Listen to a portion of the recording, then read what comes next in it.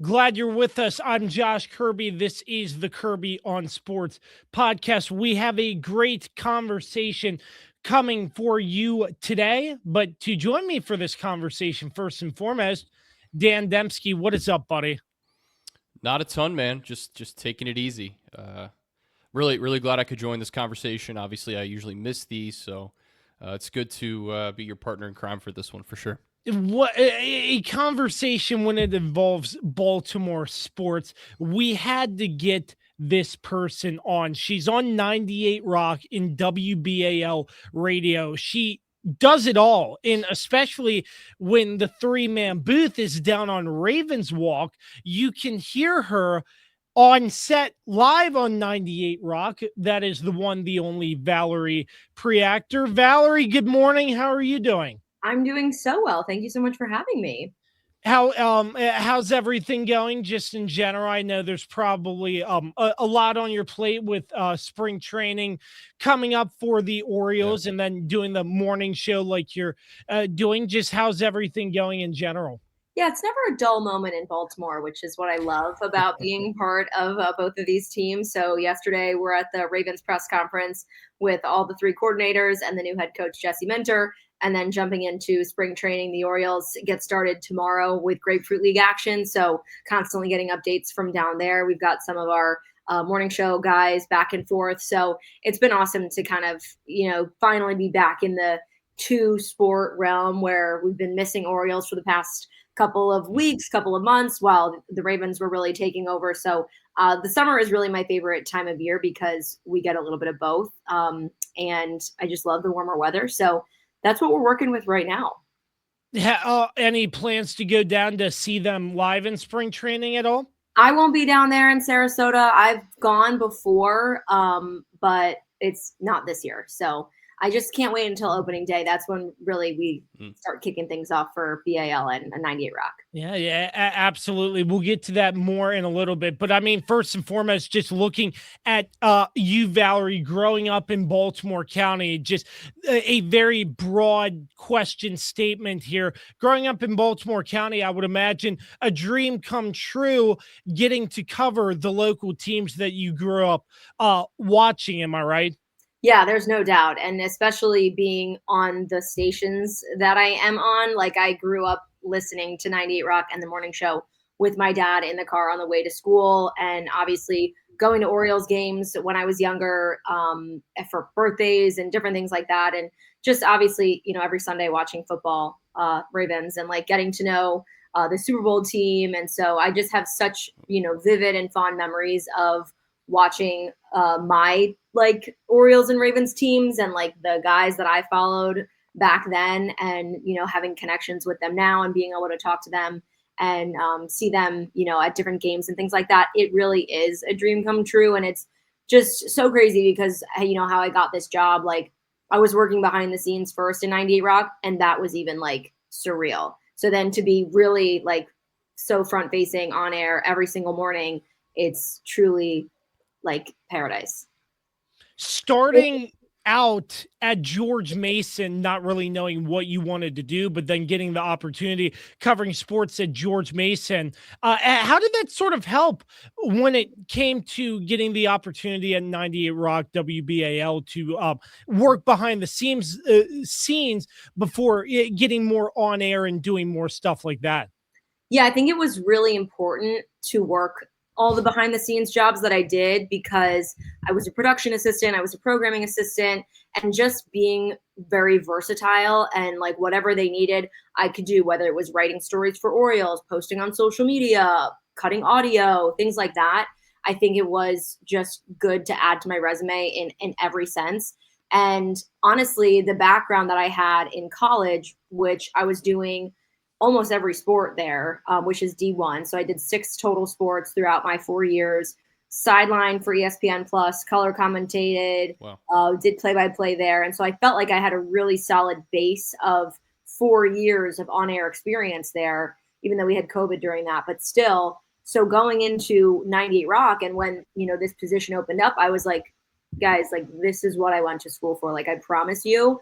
And because I know these teams so well, like the history of Baltimore, you're not going to get that from hiring somebody who's out of state. And so I think that the listeners really appreciate that. And I have that recall to talk about the guys of old, which is really what our listenership, I think, thrives on. Like the guy who was before me, the legendary Keith Mills, resonates with so many people because he's seen every single Ravens game going back to the Colts. So he just he's our local historian and he's incredible for it. And so I obviously aspire to be like that. And I think just being able to connect with the listeners and talk about guys that they recognize, because the newer guys are hard. Like you don't know them as much when they're coming up as rookies and coming through the minor league system. So it's nice to be able to kind of tap into the history of both teams. And I probably wouldn't be able to do that with other organizations. And so for it to be here in Baltimore, I feel like that gave me the leg up that I really needed. But again, it was really based off of like what you were saying, all the experience that I had on air in college, I felt like was translated enough. I think the hard thing too, when you're talking about the new players and just this new era of professional sports, is just how often guys move, right? So there really aren't guys like Ray Lewis who stick around with one team for their entire careers. It's just very rare. But I kind of want to ask, how you made that transition from behind the scenes to on the air. Obviously, you said in college you had quite a bit of on-air experience, so I'm sure that helped you. But did you always picture yourself being on air, or did you kind of see yourself doing some of the background production and stuff like that? Yes, I always wanted to be on air because in college I jumped right on to being on air. Like there was no behind the scenes in college. They were just like, hey, we need a sideline reporter and I'm going to teach you how to do sideline and you're going to do it. And that's basically what I, thrown in the deep end, learned the hard way, made mistakes and figured it out and never looked back. And really the only behind the scenes stuff that I did in college was like packing up our equipment, which, I don't have to do anymore, which was a learning it's kind of nice there. So nice. So that's the luxury. But the transition, I think, so from college to then working behind the scenes at 98 Rock, I also worked behind the scenes at NBC Sports Washington at the time. Oh, yeah. And so we were doing Caps games, Wizards games, and I was doing both of those at the same time. So I felt like I was covering 4 teams just behind the scenes. And then when the morning anchor position was open, I think I'd only been at 98 Rock for like 6 months maybe. And I kept poking my head into the program director's office, who was my boss at the time. And I was just like, hey, like if you ever need anybody, like in an emergency, because they were just having fill-ins come in every morning for months. And I was like, guys, tell me what you need me to do. I will put together some sports reports, just like, fake, obviously, but I want you to hear what I would sound like. And they kind of were working with me, but not really taking me seriously. And, but I kept, you have to be persistent. So every once in a while, I'll just be like, hey, still don't have anybody. Like, just want you to know I'm like right here. And so one day they in an emergency, they were like, hey, can you work next week? And it's just a one-time thing. It's like barely even an audition. Like you're never going to be on it again. We just need you here. And I had a flight booked. I was going on vacation with my family. And I was like, change the flight. I'm staying. I'm going on the morning show. Yes, of course. I was like, I'm not going to say no. You say yes to every opportunity. So I did that and I impressed them and so definitely surprised them. And I was like, I told you guys that I could do this. And they had me back the next week as, again, another one-time thing. And after that, it was just like, okay, so job's yours. And yeah, so that was, that was 4 years ago now. Wow. Time really does fly. It sort of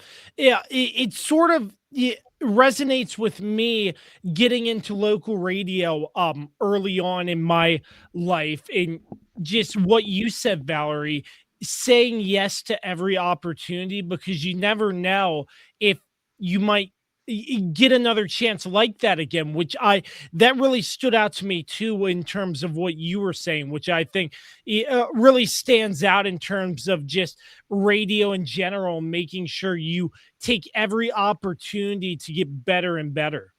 Absolutely. And that's what I say to anybody that really wants to break into this industry, or really any industry. I think at this point, like when you graduate college, you are so young in the working world that like you don't have the luxury of saying no to anything. Like if you have to travel for this and they're not going to pay for it, or if you have to change your plans to make this work, you have to. If that's exactly what you want. So I think there are sacrifices that come with that, but at the same time, like you should know that along the way, you're going to get paid off from that, because to me, I was so like tunnel vision with this. Like I remember my friends, in school or that I grew up in high school were like, well, what's your plan B? No, there isn't one, because I'm not giving myself that option. And I'm really proud of myself for doing that. And so I think, yes, you have to say yes to every opportunity, no matter how small it is, because they will continue to lead you to bigger opportunities. Love that. It's all about the motivation and driving yourself for sure.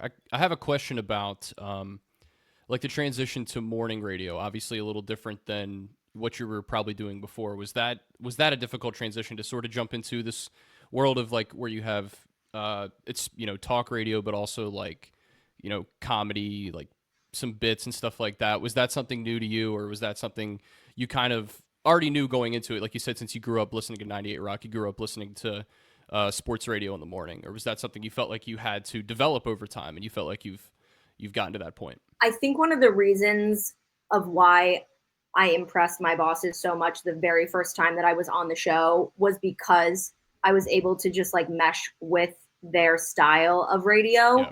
And again, somebody that doesn't listen to the show doesn't understand what they're getting at, and their type of comedy, I don't think thrives Right. as well in that environment. And so immediately we just had this chemistry, and it wasn't forced, and I was able to just jump right in and go toe to toe with those guys because I know what they're doing. And Right. I think that's really the most impressive part. It's like, I'm the only woman in this room. There's 3 other guys. There's sometimes 4 other guys, maybe 5. Gotta hold your own. Yeah, I do. And I think that I Yeah. proved it very early on. And I think that's what was surprising them the most, because I feel like I'm kind of unassuming, at the time, I'm 22 years old and I'm in a room with a bunch of, middle-aged 40-year-old guys who have this incredible sense of humor that probably it doesn't hit for everybody, but I get it. And I think we do play off each other very well. And so I think the hardest part about jumping into morning radio was that really wasn't them. It was the fact that the hours are insane. And it's me not just working with them, but I get the total opposite spectrum going into the WBAL morning show with C4 and Brian, who are incredible, very straight-laced. It's, conservative talk radio. And I'm doing that back to back with the 98 Rock morning show. So I'm like, I have to use 2 sides of my brain to be like, okay, very, just we're talking sports specifically, but JSS is going to ask me about what I'm doing this week and what I had for dinner last night and all the crazy other things that like I would not mention on BAL. So it's kind of just splitting my brain. And I'd never done radio before. In college I did all TV. So radio was completely new. And that was the challenge that I think I was looking for at the time. So, it's worked out. There you go. Yeah. So I guess now let's start talking about the Orioles' upcoming season. Obviously, some exciting additions in the offseason led by Pete Alonso. Just looking at the potential lineup for 2026, I think Kirby froze. He'll jump back in here. The potential lineup, obviously, with Jackson Holliday. Obviously, he's injured right now. Had surgery recently, so he's going to miss opening day.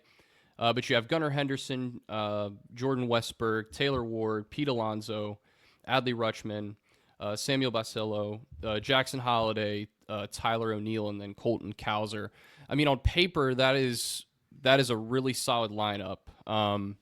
Obviously, the pitching, just the starting rotation, and then the bullpen as well, leaves a little bit to be desired, I think, for Orioles fans who have watched this team over the years, have said that, over and over again. But kind of just want to get your thoughts as we go into spring training. What are some things you're looking for?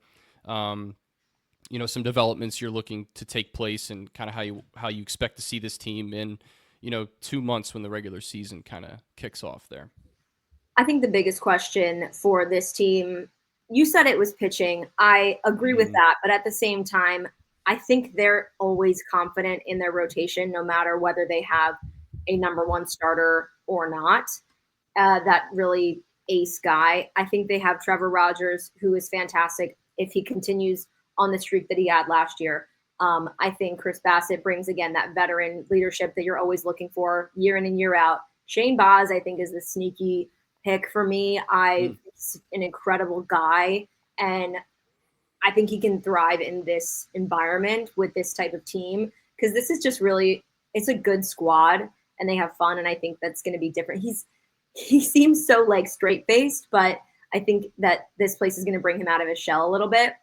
Gene Kramer is always consistent. Yes. Kyle Bradish being healthy this year, fingers crossed for the whole year, could be monumental. So I'm really not as worried about the pitching as I am now looking at the lineup, which you talked about. I'm really not worried about the lineup, except for the fact that you're not going to have Jackson Holiday opening day. Right. But what worries me there is that you're not really going to have 100% Jackson Holiday till like July, because even though he's coming back from that hamate bone, fracture and that surgery to remove it, he's not going to have the power that he had last year until about 3 months from now. So that's really what I'm like, this team hits home runs. And if he can't really do that, obviously there's still other ways to be productive. And that's what we're going to look for. Sure. But with him being out, potentially not having the exact same power coming back into it just to start the season, then you've got the Jordan Westburg situation, which is top of mind right now because we got an update this morning about him just not being able to physically perform and work out right now.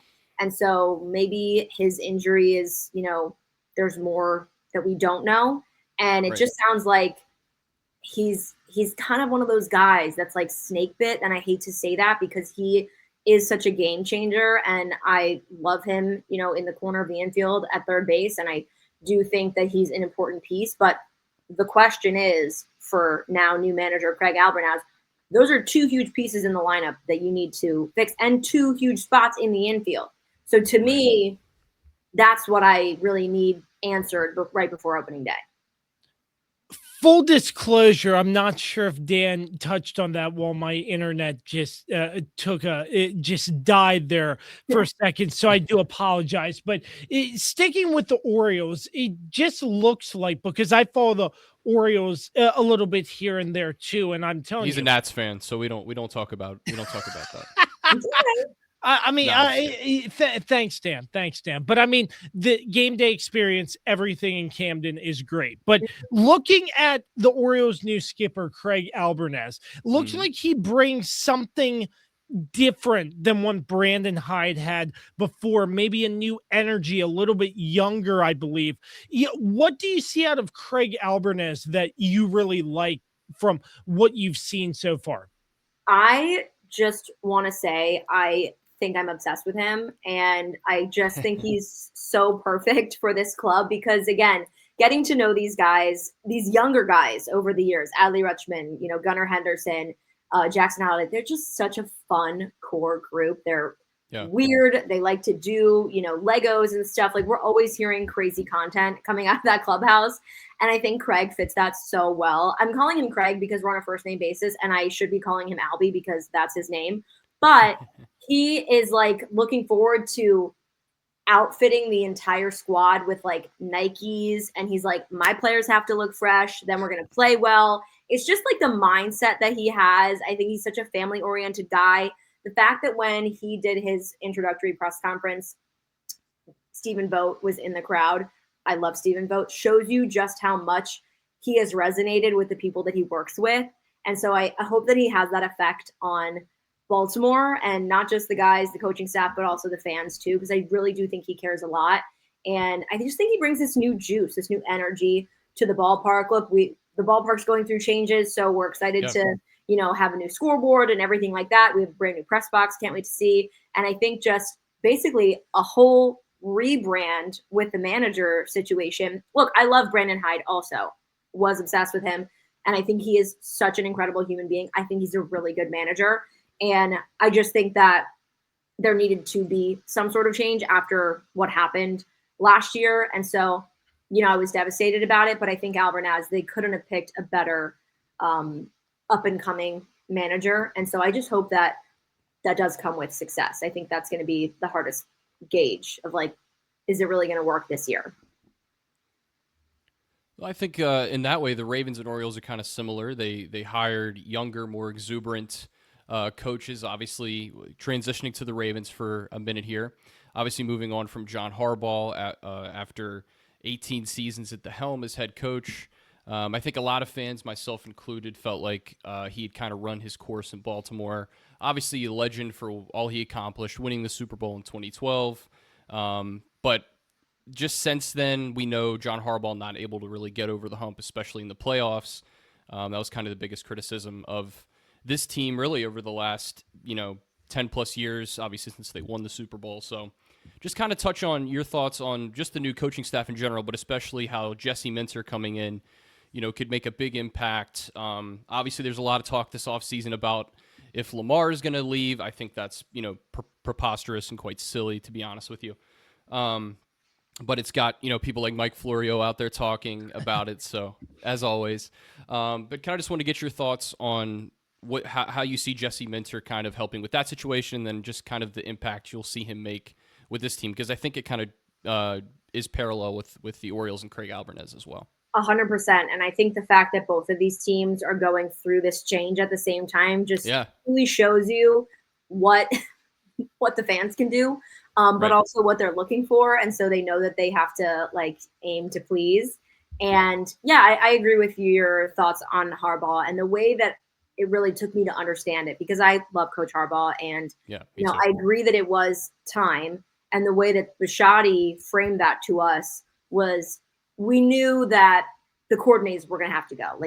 If you're getting rid of all the coordinators, why would we keep the same head coach? It doesn't make sense to rebuild on that front and not just do a complete overhaul, because that's really what was needed, apparently. So, to my knowledge, I think Jesse Minter bringing in a defensive mind point blank changes everything. And because you had such excellence in special teams for so long under John Harbaugh, and he really let the offense and defensive coordinator do their thing, work with Lamar, work with the defensive front and the secondary. And obviously that worked for a long time. And it's just, I think you need more of a one-way leaning coach, because especially with this team, Lamar Jackson runs that offense. And yes, he's not leaving. I believe he has no interest in doing that. We are still waiting to hear, when that contract reconstruction may come about. But I think he obviously wants to be here in Baltimore. There's no denying that. And for them to say, we're going to go out and hire a defensive coach, Lamar, this is your team, this is your offense. Work with Declan Doyle, who's the youngest coordinator in the league at 29. Have fun with that. Be creative, be innovative, bring in some new spice, some new, fresh ideas. But let Jesse Minter come in and take care of this defense, because the defense and their persona is what really suffered over the last couple of years. Because when you look back to, the Bullies of Baltimore, it hadn't looked like that for years. And so even though there were games where they showed that, it wasn't consistent enough to be like, yeah, that's what Baltimore defense looks like. No, it's not. They're just not known for being so up and down, losing in the fourth quarter, blowing leads like that, and just making mistakes. So I think bringing in Jesse Minter with that complete defensive mind, and also having his whole defensive staff with Anthony Weaver and other guys, is going to completely change the game defensively. And just like we saw, and we see it almost every year, defenses win championships. Still reigns true in the era of the high flying offense. It always repeats itself every year. So that's a really great point. And I'm excited too. I think having a defensive minded head coach is exactly what they needed. They have to go back to those days way back when Brian Billick kind of built the Ravens defense originally into what they became. And then obviously what Harbaugh was able to inherit and kind of build on as well. So Kirby, not sure if you have the next question there. So here's my next sort of question thought.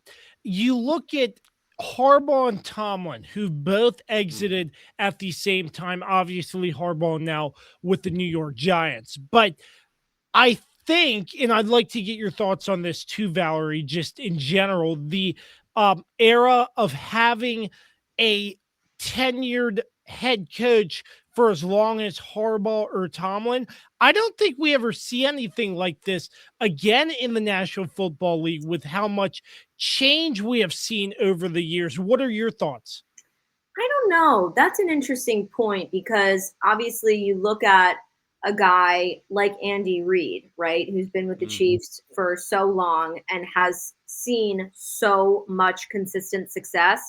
Maybe that's an anomaly. Maybe that's a one-in-a-kind type of guy, right? And he had to go through other teams to get there, right? He didn't become a head coach in Kansas City. So what I've taken away with from this head coaching cycle, which was one of the craziest head coaching cycles. It was so weird. Oh my God. I mean, the season So itself bizarre. was insane. And then the postseason of it all was even crazy. Perfect. I mean, this is why we love the NFL, right? I mean, they're constantly giving us entertainment. So I was thinking about the Seahawks, and I think that they chose the right time to move on from Pete Carroll. And everyone loves Pete Carroll, and he has a Super Bowl ring, and that's why you keep him. But their overhead front office management saw that it wasn't getting better with Russell Wilson or Geno Smith. And it wasn't going to because of Pete Carroll, right? So he's the determining factor of what's holding them back, right? He's the outlier. They made the move to get Mike Macdonald, obviously from Baltimore, because they saw that Baltimore defense, if they could do that in Seattle again with the type of fan base that they have, and again, the defense that they had with the Legion of Boom, like bring that back with a new, energized group of coaches and staff. They did that at the right time because now 2 years later, they're Super Bowl champs. And you know what I mean? Like it worked out. I think the Ravens were in a different position because they did see postseason sort of success in the past couple of years, but that was with Mike Macdonald. That was, it was with Todd Monken. I mean, I think once you remove Mike Macdonald from that situation, it was kind of time to move on because defensively it didn't get better. And offensively it went downhill. So it almost was like maybe a year too long because last year, obviously, again, Bisciotti was telling us they went backwards for 3 years, which is exactly the truth. In 2023, they went to the AFC Championship game. That was their best shot. And then the next year they lose to the Bills in the divisional. And then this year they don't make the playoffs at all. It's like something has to change. So I think you take that Seahawks model and you plug it into any team at this point. I mean, but yeah, look around the league.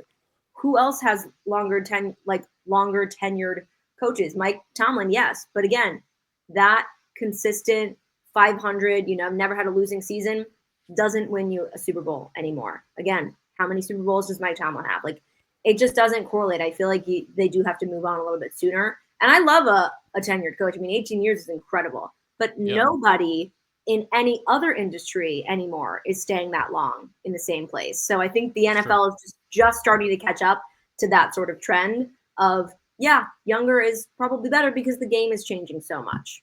So that probably is that culminates it all.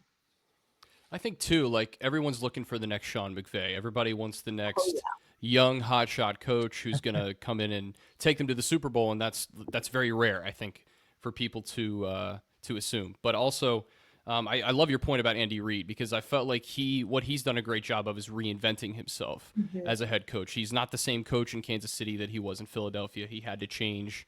He had to get with the times, and he certainly has. And I think that's really how coaches stick around a long time. And I think it's one reason why both Tomlin and Harbaugh are obviously Harbaugh's now coaching the Giants. I think he has a chance to reinvent himself up there, to be honest. He's got a very young team, young quarterback, young running back, pretty solid roster for the most part. Obviously we'll see if he can reinvent himself because I think that was one of the biggest criticisms for him towards the end in Baltimore is that it kind of felt like there was just no creativity anymore. It was kind of lost.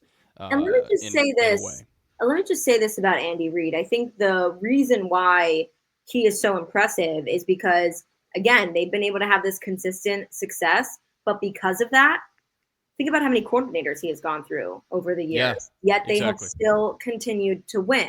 So he knows it's a team sport, right? He needs every piece, but everybody that he's gone out and gotten year after year has continued to build off of that. And so I think that's kind of how he reinvents himself, honestly. And I know he keeps, plays at the top of his mind and all the wild plays that they end up doing that you're like, what? I mean, again, it's the talent of the roster that they have, obviously, but I do think that he has a mind and an eye for stuff that he knows it's going to work year after year with anybody. Yeah, absolutely. Being the play caller definitely helps because you can Mm-hmm. draw up some crazy shovel passes that Patrick Mahomes has thrown a million times, but every time you see it, it's just like, how do they draw this up? It's crazy. It looks like an old-fashioned football play, like from the 40s or 50s. So, but yeah, that's a really great point. Is how many coordinators they've gone through, yet they remain consistent because of his leadership, and I think also just the way he, the precedent he sets is just it's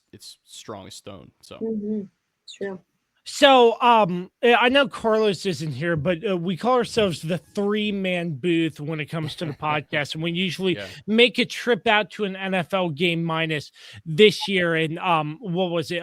We've been to 2-3 Ravens games. We had that incredible punt return in overtime against the Rams. The Thursday night matchup against the Thursday night matchup against the Bengals. And I'm telling you, as somebody who hasn't been around Baltimore a lot, just that experience going down Ravens Walk in that game day atmosphere, I don't think anything can top what Baltimore brings. I see you out there, Valerie, every time we're there broadcasting live on Ravens Walk. What's that experience like, just providing coverage out in the open? You got the speakers, the fans can listen to your broadcasts pregame before kickoff, and being you've grown up as a Baltimore sports fan, what's that like, just that game day experience from back when you were a fan to covering the teams now on radio? Yeah, it's really fun. I honestly didn't go to a football game for the Ravens until I was in high school, maybe. And it was like preseason game. Then I went to one in college. Like, I really didn't do as many Ravens games versus Orioles games because I'm such a warm weather person. So was not, sitting in the cold is tough, but now it's worth it. But on Ravens Walk, you're right.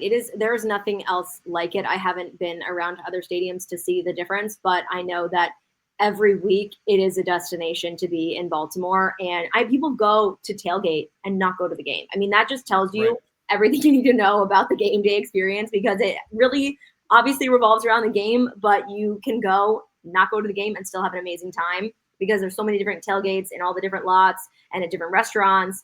And for us to be on Ravens Walk is such a pleasure. It's an honor. We had so much fun because we get to see so many faces, constantly bringing the energy, because when we're just back at the studio on an away game, it's just the three of us, right? So it sounds so quiet, and we're not getting the opposing fans like in our face, kind of dogging us. And so I think that it just is exciting, and I will brave the cold for that anytime, because we just have so much fun doing it, and we cover so many topics, and we have so many interviews. We'll have every once in a while legends of the game that come on. This year, the highlight for me, Michael Orr, no doubt, one of my favorite players growing up.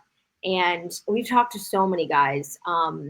And I think that's what makes our broadcast so special, is because we also, like I said, we have Keith Mills, and he has covered this team for so long. Everybody knows Keith Mills. So like the older guys that I'm on the top of my head trying to think of that know him and like remember him from back in the early 2000s, like in the locker room. Those are the stories that you love, right? I mean, it's like, put all my notes aside. I just want to know what it was like in the locker room back then, right? Because it's comparative to now that I'm in the locker room and seeing what's going on. So I think that's the most special part about talking Ravens every single week and doing it from Ravens Walk, and then getting to go inside the stadium, watch the games, have that vantage point from the press box. And yeah, I mean, those games are so memorable, right? Like the two that you pointed out, the Rams game, Thursday night football game, when they broke Joe Burrow's hand, and something always happens. You know what I mean? Like, again, it's never a dull moment.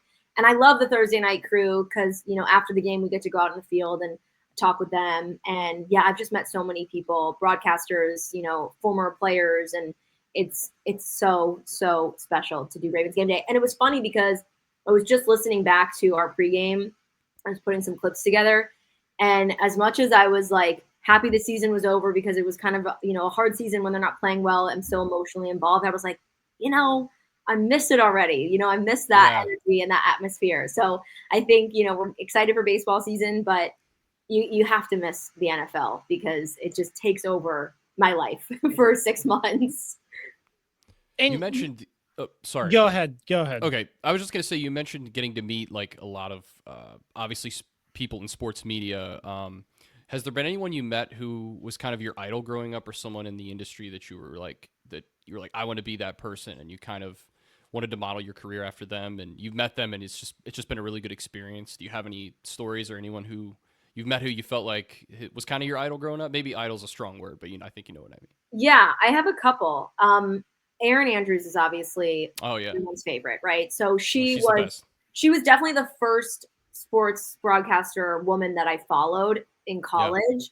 And I actually got to meet her before I even started this job. I was working behind the scenes at 98Rock, got tickets, went on the field, was toting my dad around, and she was doing the game. And I didn't even talk to her. I just kind of saw her, and she like tagged her in this video that I was taking in the stadium, and she like DM'd me back, and it was just so great. Wow. To, like, see her. Actually, I did talk to her. That's a lie. But we were wearing masks, so it was like kind of it was a different time.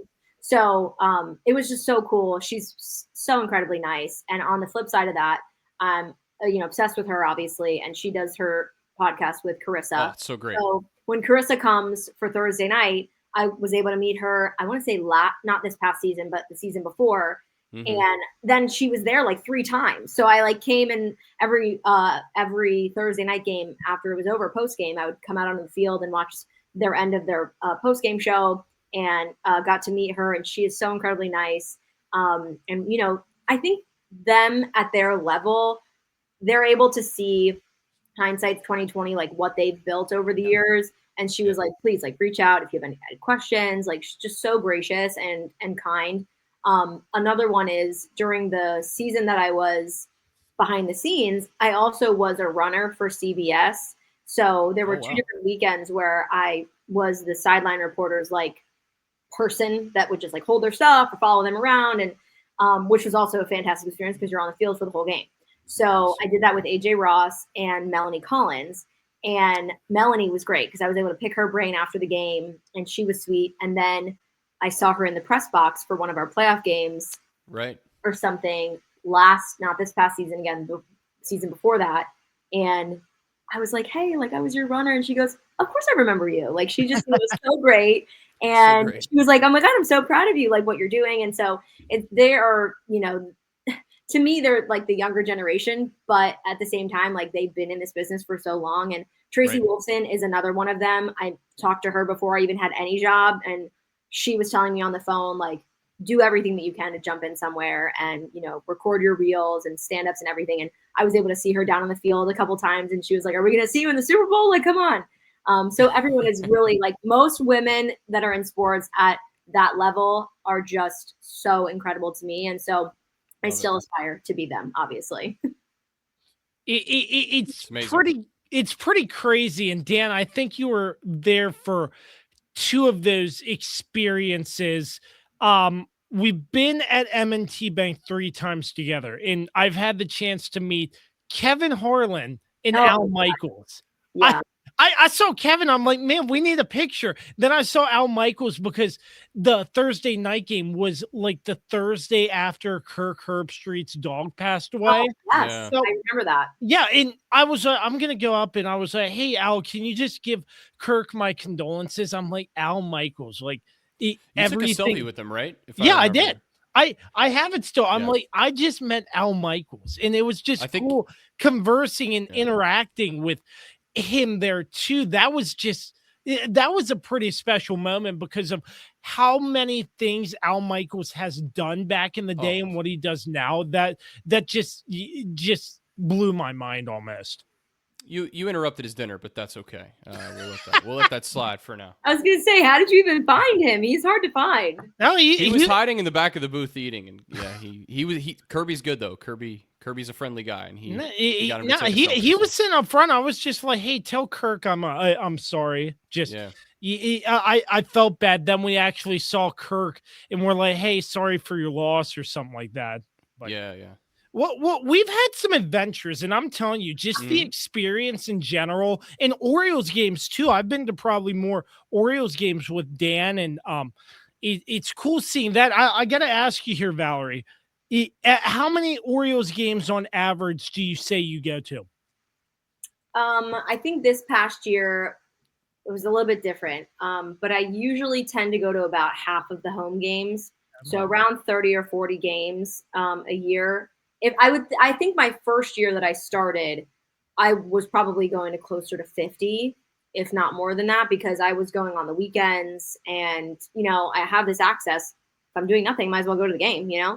Right. So I think that's what is so incredible about it, and yeah, I mean, I always, my parents come visit for my birthday. We go to the Orioles game for my birthday. Like that's just like a constant thing that we do. And so even as okay, maybe those don't count because like I'm as a fan, but still, I just love being outside. I think I'm very productive when I'm there at the ballpark. Like even if I'm not talking to players, we're still talking to the manager every day. And then again, the opposing teams that come in, I'll talk to their broadcasters, right? And kind of pick their brains. And they're incredible. So I've created relationships with a bunch of them, like the guys that we see a lot.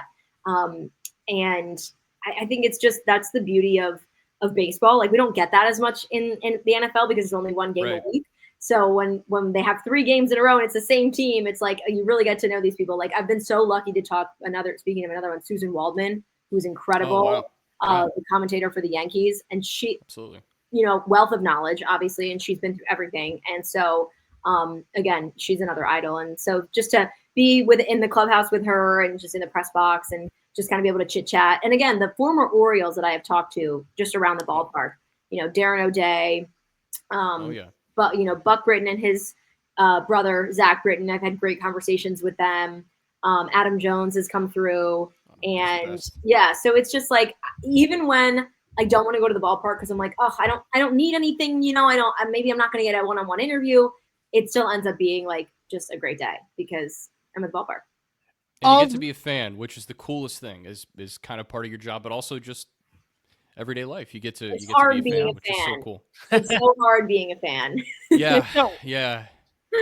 So where I was going, of those times you were at the ballpark, Valerie, how many times are you having that hot dog with crab and macaroni and cheese? Actually, 0, because I've never ever had a crab hot dog. I will say when they brought out the crab dip fries, I did get those a couple times. That's going back like 3 years though. I really don't eat that much at the ballpark because I'm there like in the middle of the day. So I will like eat, like if I do eat, it's a normal hot dog.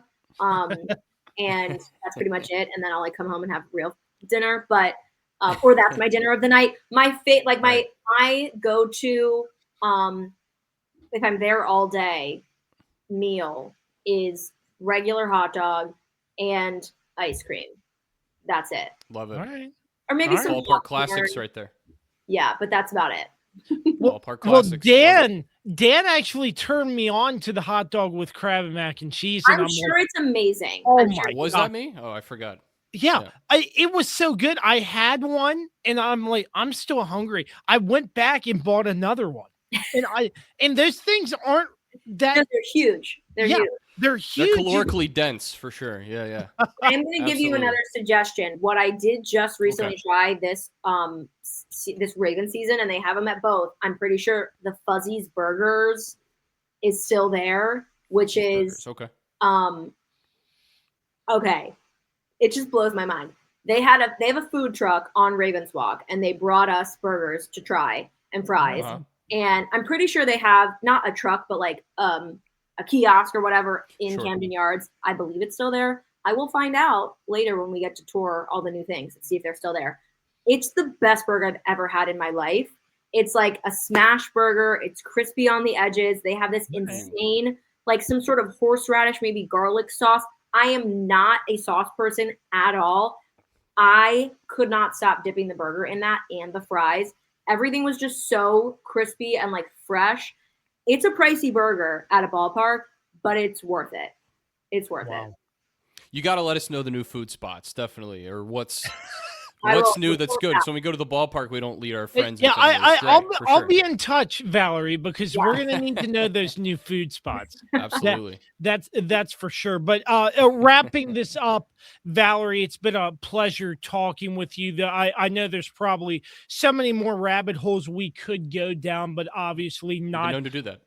Yes, not all the time in the world, but just in closing, I mean, getting ready to start the Orioles season, the Ravens season is closing. What are maybe some exciting things that you 98 Rock WBAL are working on in terms of coverage that listeners of the podcast can look out for? Yeah, obviously, I think first and foremost is opening day coming up, and I'll be on in the morning and then I'll be down at the ballpark. It's an all-day situation. It's one of my longest days, but I love it because we have so much fun. And so, yeah, I will literally leave my house at 3 in the morning, 3:30 in the morning, go to work, finish work about 9 o'clock, get to the ballpark, go through clubhouse, get interviews, potentially, scrums and stuff like that. Stay at the ballpark until, when is first pitch, 3:05. Stay till post game. Post game is going to be like 7:30. So I'm not getting home for, well over 15 hours later. But it's an incredible day. It's so much fun. And fingers crossed the weather is good here in Baltimore because I don't need any delays because that just makes my day longer. And then we get to talk about it on Friday morning and have a party about it. So after that, I really look forward to the NFL draft. It's one of my favorite events and broadcasts that we do. I'm usually in the facility. So I'm at one winning drive. I'm not in the war room, but I'm in the media war room, if you will. So I'm like tucked away. Cool. And I've got the NFL draft on my TV. We're doing a remote broadcast. I've got other guys down the line at our station or at the stadium, wherever the draft party is for the Ravens. And I do so much prep for that, but I enjoy it a lot because I don't follow the college football season too much. So I get to know about these guys coming into the draft, and it gets me really excited for the new season. And then the Ravens have the 14th overall pick. So it's going to be a lot earlier than we have had in the past few years, which is going to be nice. But it's always unexpected. So I think that's what I love about the draft so much. And again, that's another long day because it's through the night. And then I'm probably staying, going to be on air the next morning. So it's just a constant broadcast that's happening there. But yeah, that's another great event that's coming up in this spring. And then we'll get ready with training camp, once June, July rolls around. I mean, it never ends. It really never ends. Yeah. And you're doing perfectly. Yeah, and you're doing a lot of remotes and stuff out on training camp for stuff too to give fans like a better perspective of everything too. And I must add the draft coverage, the setup you did with the live on YouTube, really great work on you all's part. Wow, thank you. I really appreciate that. I never really know how it's going to go because we don't do too much camera stuff, in radio other than what we have set up in the studio already. So it's always a gamble when we're doing a remote and we've got all this types of technology involved. So I'm glad that the product works out well. And we have a lot of fun doing it. We have such a great draft group and we never know who it's going to be every year. Sometimes it's different. So there's always that excitement. And yeah, I think that's why we love sports, right? It's unexpected and we love it. Well, it was a lot of fun for sure. Valerie Preactor covering Baltimore sports, 98 Rock in WBAL Radio. Valerie, tell all the listeners and viewers where they can find your work. Yes, obviously you can listen to 98 Rock, 97.9 FM, and WBAL I do the Orioles pregame show there. That's 101.5 FM. And 1090 AM, if anybody still does AM. And you can follow me on Facebook, Instagram, Twitter, at Valerie_WBAL. And I do post a lot of clips from the morning show or questions that I've asked to coaches and players and stuff like that in press conferences. So it's been pretty fun over there on socials. I probably use Instagram and Twitter the most, but we do have a really good time. Absolutely. Valerie, certainly appreciate your time. Let's do this again sometime. Absolutely. I'm happy to come on anytime. For Valerie and Dan Dembski, I'm Josh Kirby. Thanks so much for tuning in to another episode of the Kirby on Sports podcast, and we will catch you next time.